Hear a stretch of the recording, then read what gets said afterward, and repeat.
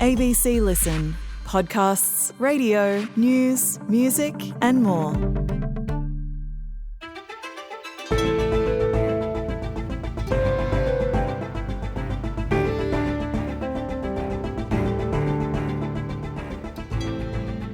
After its pager and walkie-talkie attacks last week, Israel has scaled up its airstrikes in southern Lebanon.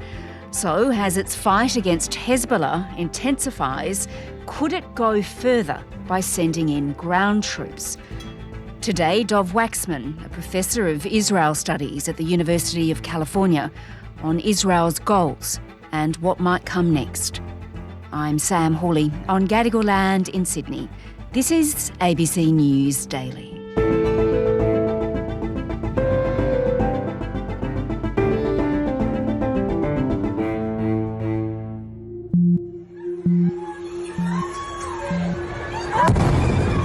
Israeli strikes rained down along the southern Lebanese coast near the city of Tyre, smoke billowing from the hillside as residents watch on. More than 490 people were killed in the barrage, including at least 35 children. World leaders are urging Israel to show restraint as the conflict edges ever closer to all-out war. Dov, let's just start with this latest escalation because I want to get a real sense from you just how significant this is. On Monday, the Israeli military signalled it was ready to attack. We advise civilians from Lebanese villages located in and next to buildings and areas used by Hezbollah for military purpose, such as those used to store weapons, to immediately move out of harm's way for their own safety. It warned residents in the south of Lebanon through recorded messages to move and to move quickly, didn't it? That's right. I mean, this is a signal, I think, from the Israeli military of their intentions that this is going to be a prolonged campaign of airstrikes, at least in southern Lebanon, if not deeper inside Lebanon, and therefore, as is their normal procedure, to try to evacuate civilians from the areas that they intend to strike. Lebanon's health ministry says it was the deadliest day of Israeli attacks since the 2006 war against Hezbollah.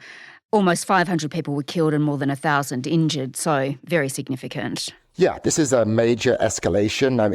It's one that I think many people, myself included, have feared was coming. It's important to remember the hostilities between Israel and Hezbollah didn't just begin in the last few days. They began really on October 8th, the day after the Hamas-led attack in southern Israel. And so really since October the 8th, there's been a kind of low-intensity war, essentially, what you might describe as a kind of war of attrition that's been going on. But that's not received so much attention because of the war between Israel and Hamas in the Gaza Strip.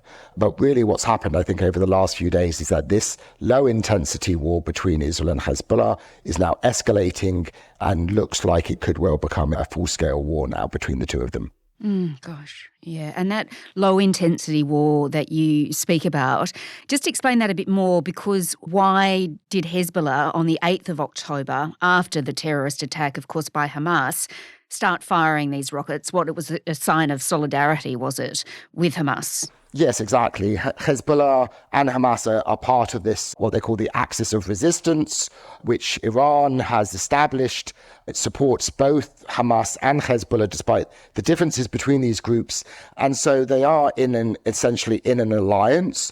Hamas quite likely hoped that after carrying out its attack on October the 7th, that Hezbollah would actually wage all-out war with Israel. Hezbollah didn't do that, but in solidarity with Hamas, they did at least begin to kind of fire rockets into Israel. The goal of it being not to defeat or destroy Israel, but rather to kind of tie down the Israeli military, tie down some parts of the Israeli military on the northern border in the hope that that would at least prevent Hamas from being defeated in Gaza. And that's now been escalating. We saw as well on Sunday that Hezbollah fired a barrage of missiles that hit really deep into Israel territory, didn't we? Each side, both Israel and Hezbollah, has kind of gradually escalating and hoping that by doing so that the other side would essentially back down. It's kind of like a game of chicken, if you like. But so far, neither side has shown any inclination to do that. And so we see this kind of gradual escalation, and that leads them kind of inexorably toward a full-scale war. Gosh, okay. And this, of course, Dov, comes off the back of the initial attacks last week when hundreds, if not thousands of pages and then, of course, walkie-talkies exploded. The target there was Hezbollah fighters, although, of course, Israel hasn't really claimed responsibility for that even now. That's right. Israel hasn't accepted responsibility, but it is widely believed, it's done nothing to refute those beliefs, that it was responsible for this. I mean, there's really no other actor that could have carried out something on that scale and with that sophistication, and that took that amount of planning. So it's not clear whether, though, the timing of that pager attack was deliberate or whether it was actually forced on Israel, because there's reports that it had been discovered that Hezbollah members had learned of this and it was about to be exposed. And so that kind of forced Israel's hand to then carry out this attack to kind of detonate those pages last week. But that in turn set in motion all of the events of the last few days. All right. Well, the Israeli Prime Minister Benjamin Netanyahu, he actually had a message for the people of Lebanon saying that Israel is at war with Hezbollah and not with them, not the civilians. For too long, Hezbollah has been using you as human shields. It placed rockets in your living rooms and missiles in your garage. To defend our people against Hezbollah strikes, we must take out those weapons. Now, is that an important point that he's making there? How do the Lebanese people take that? It is an important point because many Lebanese, by no means all, but many Lebanese people resent Hezbollah. I mean, certainly Hezbollah has very strong support within the Shia population, predominantly in southern Lebanon, but many Sunni Lebanese, and Lebanon is a kind of patchwork of different ethnic groups and different religious groups. Many other Lebanese strongly resent Hezbollah, and in particular do not want to be dragged into a war because of Hezbollah's actions, and indirectly because of Iran, because Hezbollah in many ways is really not necessarily a proxy of Iran, but certainly its actions are at least approved by the Iranian leadership. So it's important for people to recognize that Hezbollah, although it de facto controls Lebanon and is actually stronger than the Lebanese army, it doesn't represent all the Lebanese. And the Israeli government for some time has hoped that the Lebanese people will turn against Hezbollah. And I think that might be the hope in kind of sending these messages to blame Hezbollah for what's going to happen, and that way encourage the Lebanese public to turn against them. I think that's not going to happen, but I think that might be what Netanyahu is at least hoping. Well, there's great, of course, international concern about what's coming next. The US President Joe Biden says, America is doing everything it can to stop a larger conflict. Are you worried about rising tensions in the Middle East? Yes, I am, but we're going to do everything we can to keep a wider war from breaking out. And we're still pushing hard.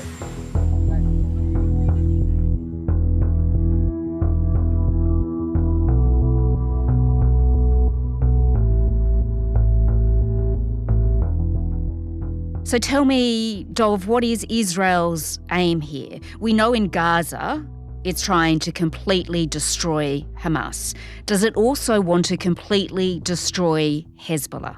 No, I mean, of course they would like that, but I think that is not the goal of this escalation.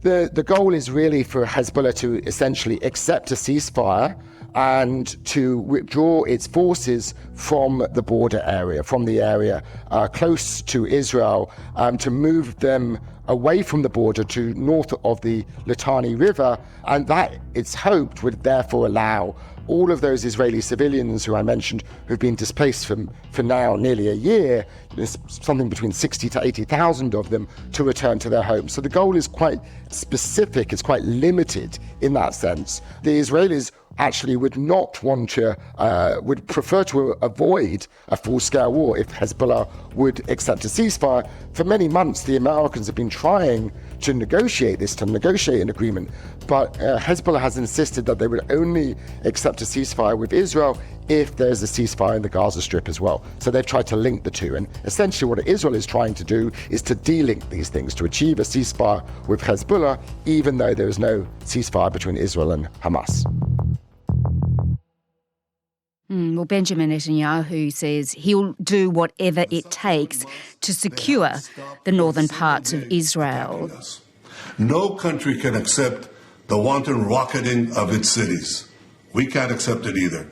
We will take whatever action is necessary to restore security and to bring our people safe back to their homes. I mean, what does he mean by that? In your view, is there a prospect at all of a ground invasion that Israel would send troops into Lebanon? Well, there's certainly that risk. I mean, once you start down this kind of a ladder of escalation, there is that danger. I mean, I'm sure that Prime Minister Netanyahu and the IDF hope that it won't come to that, but they're clearly signaling their willingness because they're hoping that, essentially Hassan Nasrallah, the Secretary General of Hezbollah, will blink first and will accept a ceasefire because he's going to want to avoid an Israeli invasion. I don't think an invasion is imminent, but as we've seen time and again, and we saw this in 2006 in the last war between Israel and Hezbollah, an air campaign alone is not necessarily going to be enough to achieve the desired results. So if after these airstrikes, Hezbollah doesn't back down and doesn't accept a ceasefire, or indeed if Hezbollah carries out attacks that end up killing large numbers of Israeli civilians, that might force Israel's hand and result in a ground invasion. So I don't think anybody wants this at this point, but there is a danger of events essentially leading us toward that. And that's certainly what the Biden administration is trying to prevent.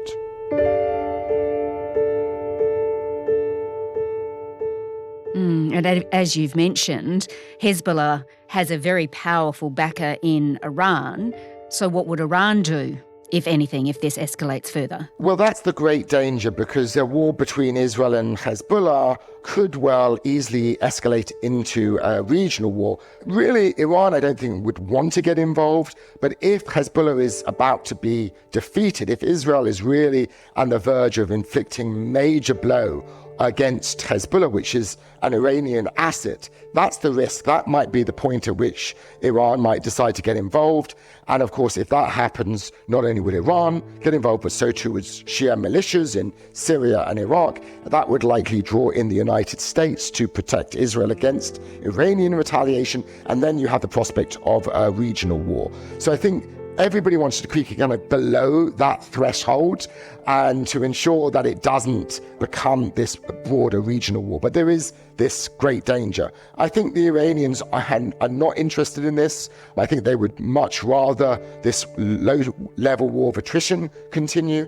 But I think the Israeli government have clearly signaled that they're no longer willing to tolerate this ongoing war of attrition, that they want to kind of move things toward a more decisive situation where essentially Hezbollah will back down, accept a ceasefire, and they hope Iran will allow this to happen.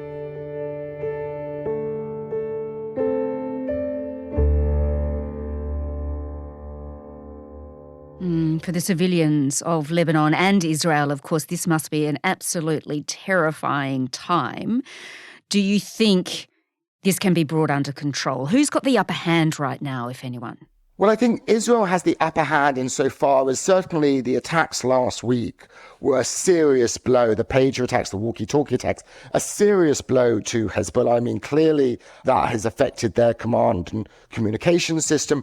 Israel followed that up with targeted strikes, killing its head of military operations and many of its elite commanders. But at the end of the day, Hezbollah's Secretary General, Hassan Nasrallah, isn't showing any sign of backing down. And it's, of course, his ability to do that depends partly on what the regime in Tehran say. And so they may be telling him to keep going. And so even if the Lebanese public and certainly the Lebanese government want this to end, it's unfortunately not just up to Lebanon, it's also up to the regime in Tehran.